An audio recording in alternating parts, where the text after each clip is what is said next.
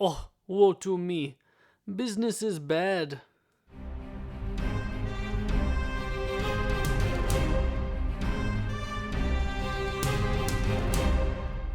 Hello, everyone, and welcome to episode number 36 of Movies Are Awesome, the show all about watercolor painting. My name is Nathan Pottle, and thank you for joining me today. Frozen 2 is here.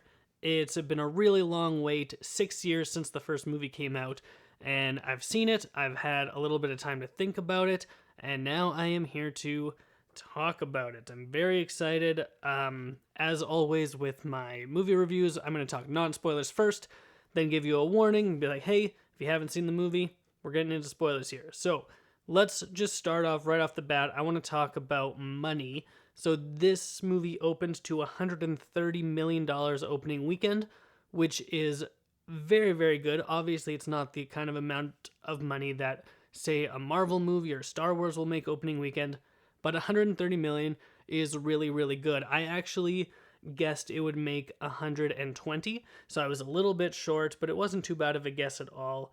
But it does prove that this property still has a lot of popularity to it. People like the Frozen franchise, and they're going to come back to see it again and again. I am actually wanting to go see it a second time. I don't know when I'm going to be able to. Tomorrow night, I'm going to go see Knives Out, which I'm super excited for. Probably going to talk about that next week. And maybe at some point, maybe over the Christmas break, I'll have an opportunity to go see Frozen again, just because it was very entertaining. I liked it quite a bit, but I'm getting a little bit ahead of myself. Why don't I circle back and just give you a little bit about the story here. Now, this takes place, I do believe it is 3 years after the first film, even though it's released 6 years later, but I think it takes place 3 years later. And Elsa is the Queen of Arendelle, and they're having a great time. Everybody's happy. It's autumn right now. And the movie opens with this scene of Elsa and Anna when they're younger. Gives us a little bit of exposition and backstory. It is a little exposition heavy, which is something that bothers me a little bit, but not so much because it is just something that they have to do in order for everything in the rest of the movie to make a lot of sense. So they tell a story about this enchanted forest and these nature spirits of fire, water, earth, and wind, I think. Yeah, those are the four spirits, and about how the people who lived in this forest tried to make a peace with the people of Arendelle, and it went wrong, and the enchanted forest is like been closed off to the rest of the world and nobody can get in. That's basically the opening of the movie. Then we jump to the autumn scene I had already mentioned, and they sing a really nice song about how some things never change, and like they really like the lives that they have right now and they don't want things to change, and it's really nice. I'm going to talk about the songs more specifically a little bit later on. But yeah, that's basically the story. So we have everyone kind of stuck in their ruts, living their lives, but Elsa starts to hear this call from this enchanted forest and decides she needs to go out there, find out what this is. She does have feelings that, like, she's a little bit isolated. She's the only one with magic powers. Also, she feels like she's maybe not where she is supposed to belong, things like that. So they go off on an adventure of self-discovery, and that's the start of the movie, and then we go off on our adventure. This movie is directed by Chris Buck and Jennifer Lee, who did direct the first film, so they came back for this one. And it does feel consistent with the characters and stuff, so that's good.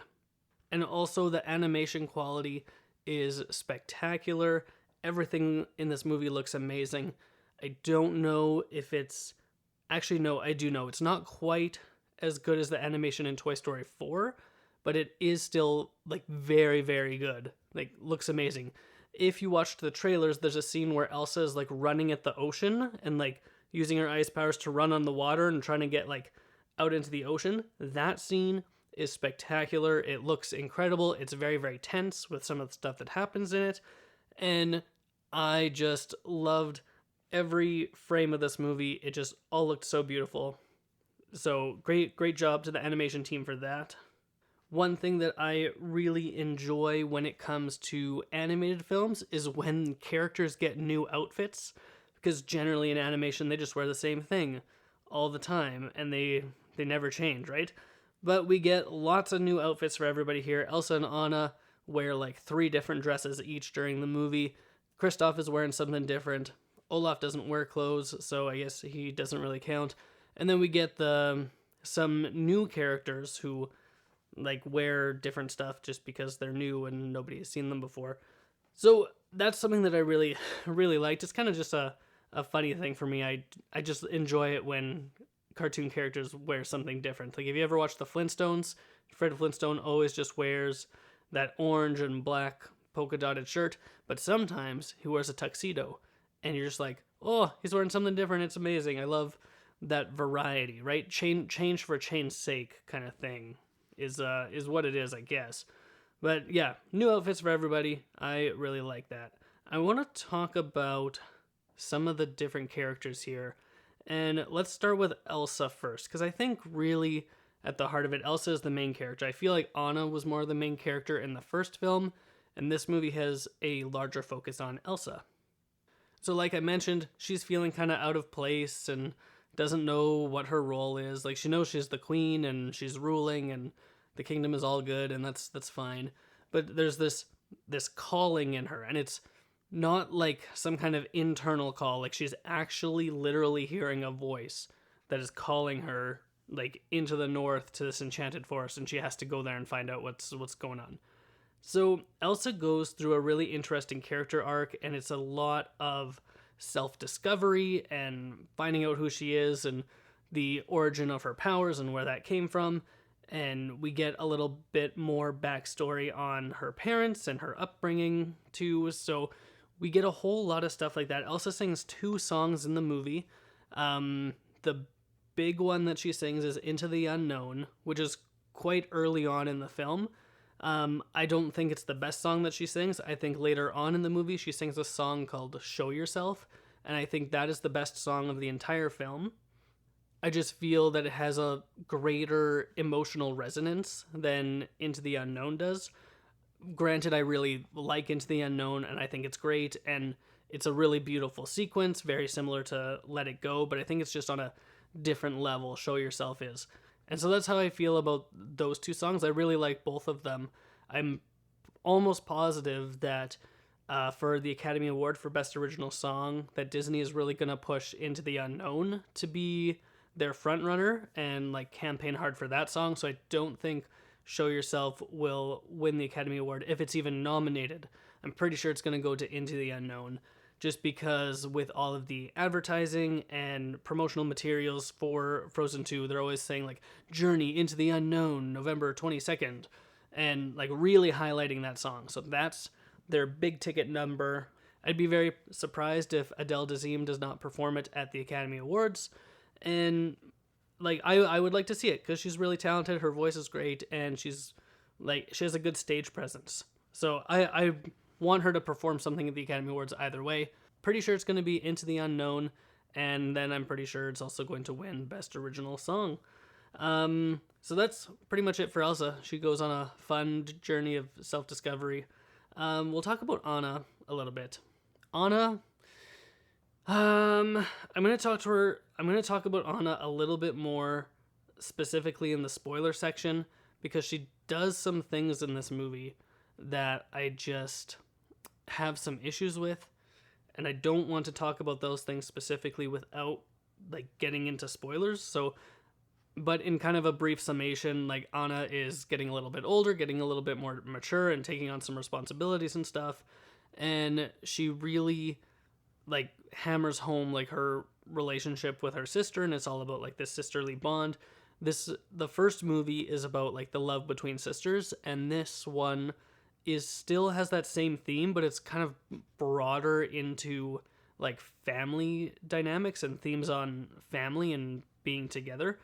And anytime a movie has familial themes, I'm really into it. I like it a lot. Family is something that is super important to me. So when that comes into play into movies, it usually hits me pretty good. And that's why I can't get through the movie Coco without crying every single time, because that movie takes family themes onto a whole nother level and just punches you in the gut, and oh my goodness, and it's so amazing. I love Coco.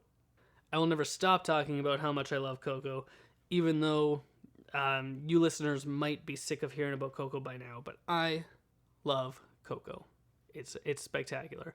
Actually, as a quick aside, back when I did movie reviews on YouTube before I switched into podcasts, my review for Coco had the most views out of any other one that I did by a significant margin too. I haven't checked in a while on how many views it had, but it was like way more than what I would normally get. So that proves that it's not just me who loves Coco. A whole lot of other people out there were interested in finding out other people's thoughts on it just because it was such an impactful film. Frozen 2, I do not think is as good. It is a good movie though. It's worth seeing. Like I mentioned earlier, how I want to go see it again because it's a good movie. It's actually a pretty good year for animation between the Lego Movie 2, the second part, Toy Story 4, and Frozen 2. We're getting some pretty good animated films this year, and it's a very good year for Disney, just making all that money between Frozen 2, Toy Story 4, Lion King, Avengers Endgame, just all these movies that are releasing. Dumbo also came out, but I don't think it made tons of money. And then with Disney Plus being released, all the money they're making off of Disney Plus, they just have so much money. It's ridiculous. Like, Bob Iger is doing just fine. He is running that ship really, really well. And they're breaking records for studios earning the most money in a year, and they haven't even released Star Wars yet. Like, they still have one more big financial push before the end of the last quarter in the fiscal year to really, show shareholders that they are doing just fine. They don't have to worry about Disney at all. I'm letting myself get a little bit distracted, though. I want to get back to characters. And one thing that I wanted to say specifically is Kristoff and Olaf are used in this movie almost exclusively for comic relief. This movie is a lot more mature and has more things going on, and it's a little more dramatic in that sense. And so these two characters exist solely for jokes and making the audience laugh. And it's to the point that it feels like they're in a different movie than Anna and Elsa are, because they're just cracking wise and telling jokes, and Olaf is just walking around spewing off these random facts that are just made to make people laugh because they're so out there and ridiculous. And Kristoff, he has exactly one thing to do in the entire movie, and that one thing, I won't say what it is just in case spoilers and stuff. So he has one thing to do in the entire movie, and that's his whole story. He does get to sing a song about that one thing that he is trying to do in the movie, and that song is it's different from all of the other songs, and I don't want to give it away because it is a really good moment and I actually do quite like it, but it doesn't feel like it's part of the same movie as everything else. So there's just that those tonal shifts between Anna and Elsa's journeys and Kristoff and Olaf, who don't really go on journeys. They're just kind of there. They go on the journey, they're physically moving, but they don't have much of a character arc, is what I'm trying to say. And I am trying to be as vague as I can, but still giving you guys some information about the movie before going into it. But their humor is good, and I laughed at lots of it during the movie, but it does at times feel out of place. So that's a thing. Before I move into spoilers, I just want to talk about the music in general. The songs in this movie are really good. I like all of them except for one. The song that Olaf sings, I do not like very much. I am going to talk about it a little bit more in spoilers, but I don't care for that song. But Kristoff's song, the song at the very beginning when they are talking about how things don't change, Into the Unknown, and what is that other one called? Show Yourself, And then Anna, the last song of the movie is sung by Anna, and it's called The Next Right Thing. And I think that song is good too. It has a lot of emotional significance and really shows the maturity of the film through that song. So the music is good, animation's great, voice acting's pretty good. There's a little bit of tonal issues, but other than that, the movie is pretty solid. And if it came out in any other year, I would say it has a shot at Best Animated Film, but it came out in the same year as Toy Story 4, which is almost guaranteed to win Best Animated Feature Film at the Academy Awards this year. So that's going to be it for non-spoilers. Why don't we move into the spoiler section here?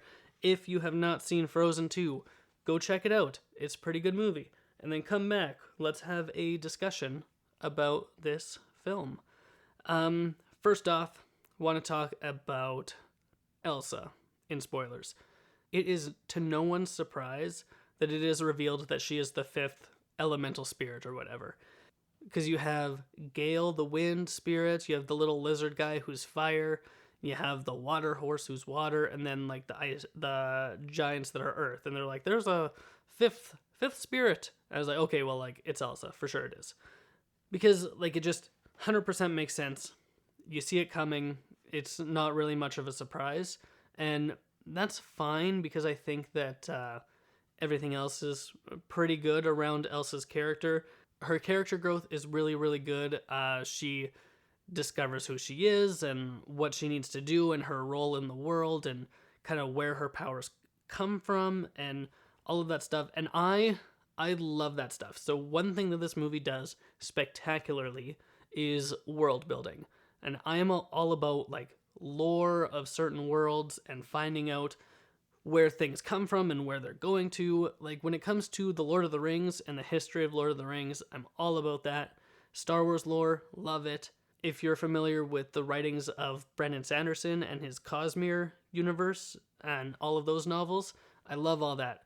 Good world building is really important to me. I like it a lot and I'm just fascinated by all of it.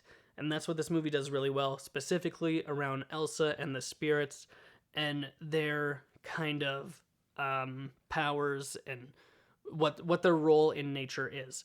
Now, a couple of things that I don't understand about it that, like, I wish I maybe did is what prompted this call to start calling Elsa at this point in her life. If she's always been the fifth spirit, why hasn't she been hearing this call for like all of her life? Like what happened that caused this to start happening now is basically what I'm wondering. I have no idea. And that's it. I just don't know. And whether they explain to us or not, we probably won't because the events of this story are over. So, yeah, that's just how it is, I guess. Elsa's powers still don't make a lot of sense because, like, the fire spirit, he can only do fire stuff. The wind can only do wind. Earth, it doesn't seem like they can do anything. They just are really big and walk around. But Elsa is able to, like, shoot ice and put out fire and make a dress and create Olaf and, like, all of these different things. But that's not even the only thing that doesn't quite make sense, is I don't understand when she gets to where the north wind meets the sea at, like, the island of elemental spirits or whatever, when she goes too far and then she dies or, like, freezes or whatever.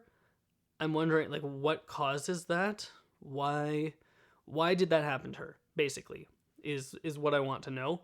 Because it's not really described to us in the movie, right? We just know that, like, she pushed her magic too far or something like that. Not 100% sure on what that means, or, like, if she literally just went into a part of that area where magic becomes void, and because she gets cold first, which is, like, the first indication that something is wrong, and then she, like, freezes and dies, and Olaf dies, and it's all very, very sad because, of course, nobody knew that she would come back to life and everything would be fine in the end. But anyway, that's something that I wish would have been explained to us. We didn't get an explanation for that. And I guess in theory that's fine. I don't need to know, but I would like to, just for my own peace of mind and understanding what's going on in this movie.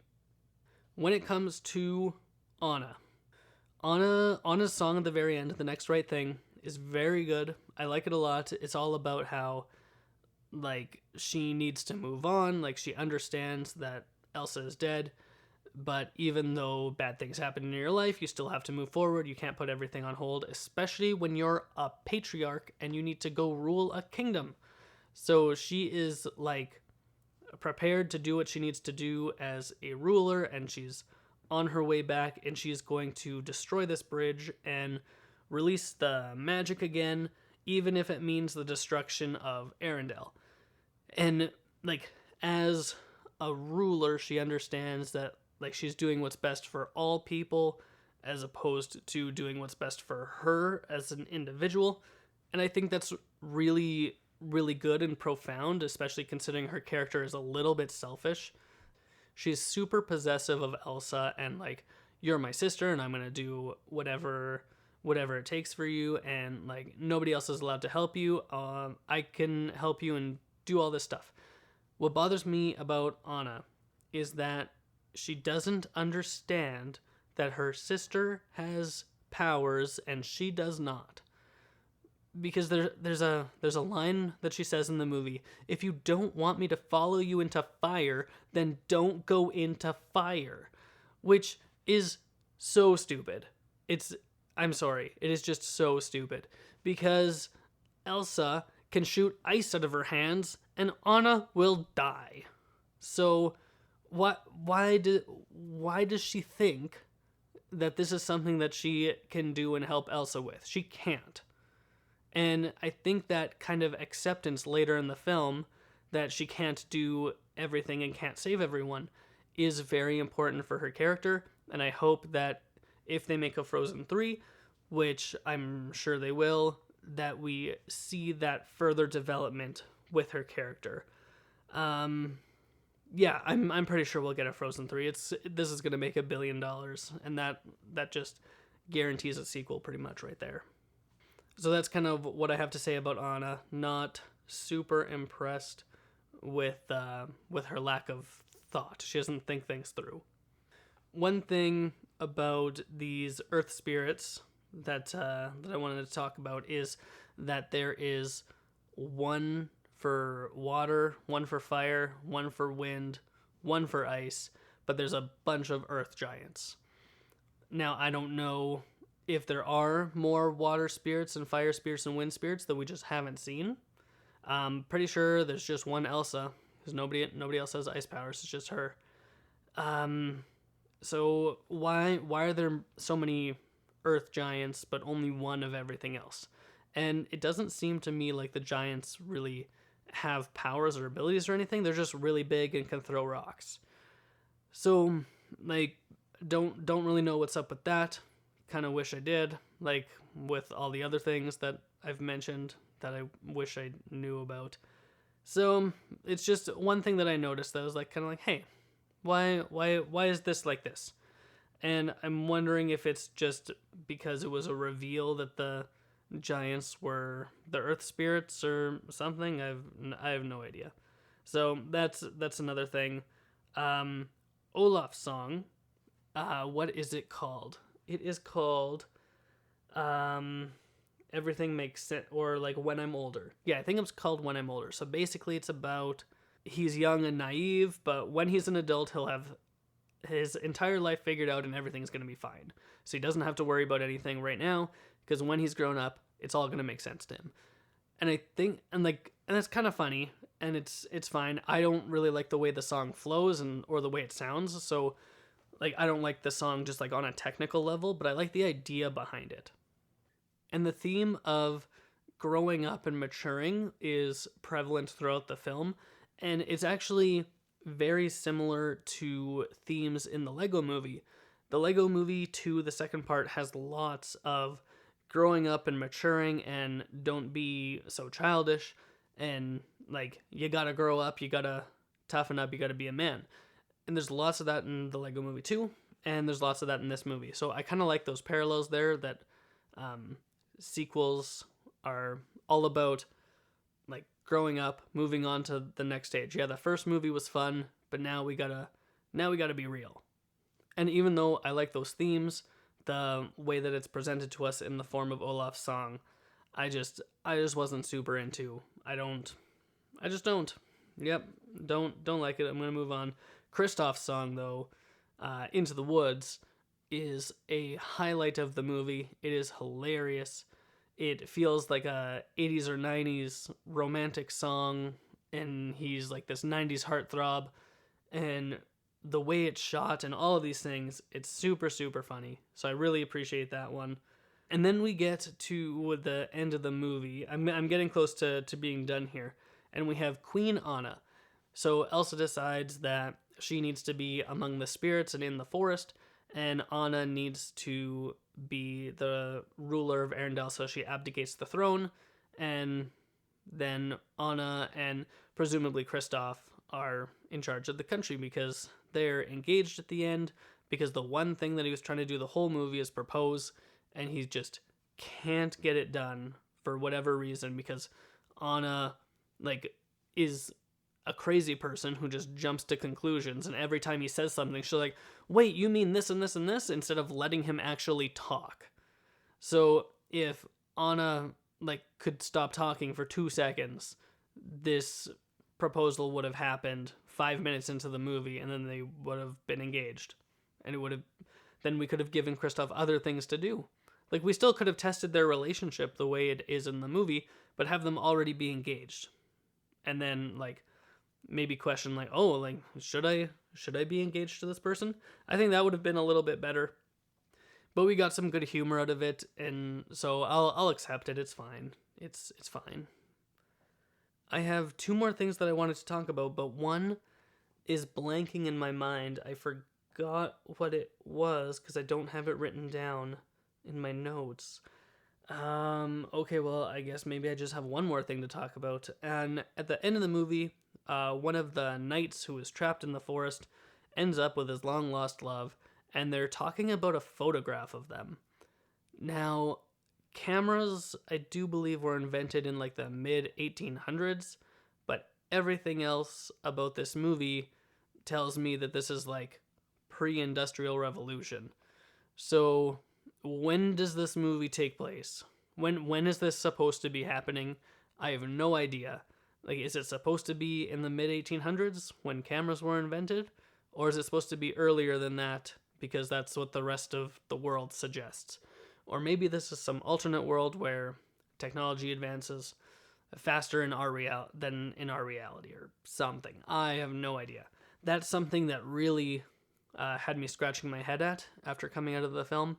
So I guess that's another mystery. Just chalk it up to amongst all of the other questions that I asked. But that's pretty much it that I have to say. I can't remember what that last thing was, and it's gonna drive me crazy until I bet in 2 hours I'll remember what it was, and I'll be like, it's too late now. But in any case, Frozen 2 was really good. I liked it a lot. I'm hoping to go see it again soon. Next week, I'm going to be talking about Knives Out, so stay tuned for next week's episode where I will be talking about that one. Have you seen Frozen 2? Did you like it or not? I would like to know what your thoughts are on the film. You can reach out to me on social media. I'm on Twitter @PoddleNathan and on Instagram @PoddleProductions. If you like the show, you can subscribe to it on iTunes, Google Play, Spotify, a bunch of other places, and let your friends know about the show if you like it enough. That would be super cool. I'd like that so much. And if you have nothing else to do, go watch more movies.